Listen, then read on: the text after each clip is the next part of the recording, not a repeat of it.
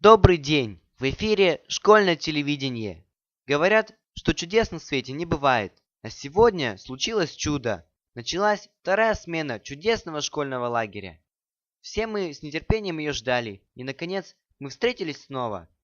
Конечно, состав участников изменился, но и в эту смену, как мы могли убедиться сегодня, пришли энергичные, творческие и спортивные ребята. Первый день начался с переклички и знакомства.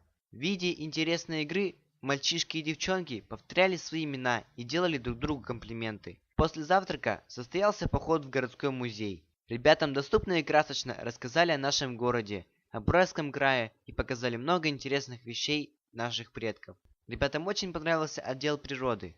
Богатый животный мир представлен в музее. Мы надеемся, что встречи в городском краеведческом повторятся. Мы с нетерпением ждем следующего дня. До завтра!